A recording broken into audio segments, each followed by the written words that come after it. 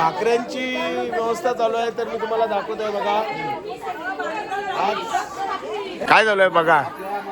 आपल्याकडे भाकऱ्या भाजत आहेत हा. आणि असा सोहळा तुम्हाला इतर कुठे दिसणार नाहीये. एका मनाने एका याच्यातनं लगेने काम करतात बघा. तर तुम्ही कोणाची चांगली भाकर आहे हे दाखवा, कोणाची मोठी भाकर आहे. आपण त्यांना नंतर कधीतरी मग बक्षीस देऊ. कोणाला 100 रुपये, कोणाला 20 रुपये बघून घ्या. लागतात करा. म्हणजे या सगळ्या भाकऱ्या आमच्यासाठी आहेत का आपल्यासाठी? म्हणजे ते विचारतो म्हणजे आपल्या भारत कोणत्यासाठी आहेत? नाही सर्वांसाठी आहे. बाहेर पण काही भागतात भाकऱ्या आत पण चालतात. तर बाहेर आता लगेच तर मित्रांनो बघा भाकऱ्यांची व्यवस्था चालू आहे. कुठं भाकर फुगली? फुगलेली भाकर आहे ती. काय हरकत नाही बघा. 15 रुपयाला भाकर आहे, 20 रुपयाला घेऊ शकता तुम्ही. तुमच्याच आहे, मावल्यांच्याच आहे ना. आणि इकडे हो महाराज, अहो इकडे एवढी इकडे बघा मोठी मोठी महाराज खीर पण चालली आहे. म्हणजे आज पंचपक्वान्न आहे.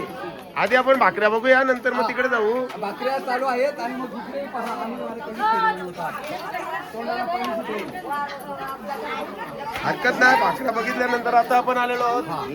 काय अमित महाराज काय आहे काय चाललं हे चाललं खीर कुर्मा आहे. आम्हाला शुक्रवाराला जमणार नाही वाटतं.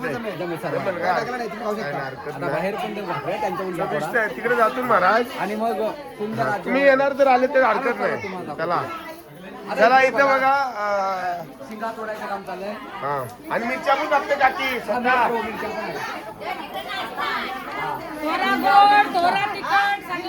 या वारीतले खरंच सोहळे आहेत.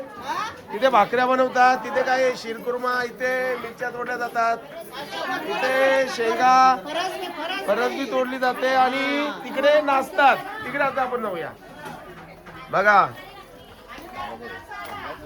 आता पारंपरिक नृत्य आपण बघणार आहोत आणि नंतर भाकऱ्या बघू. इकडे नंतर इकडे वादी इकडे आपण बघूया. हा या आणि याचा प्रमुख तिकडे आहे बघा. अध्यक्ष कोण आहे याचा? म्हणजे हेच वारीतले सोहळे आहेत.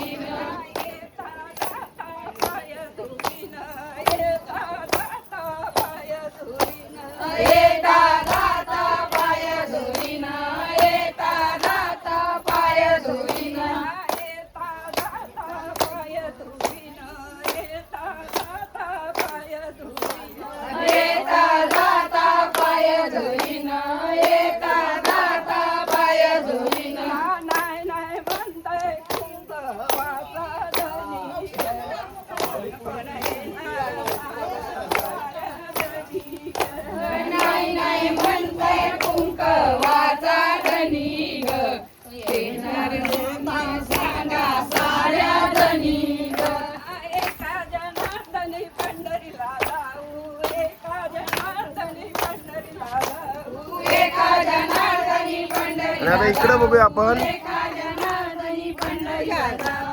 भाकऱ्यांचं काम चालू आहे. म्हणजे किती भाकऱ्या बनवणार आहात? 20 मोठ्याच आहेत. आणि आम्ही तशा कानोबा सेंटरवर येऊ ना. हा ऍडव्हर्टायझिंग करू शकते तुम्ही. सेंटर या. किती रुपयाला भाकरी आहे तुमची? तर आपल्या कुंडेवाला गावामध्ये कानोबा भाकरी सेंटर आहे. तिथे नक्की भेट द्या. 20 रुपयाला फुगलेली भाकरी भेटेल. तिथली महत्वाचा मुद्दा तो आहे ना.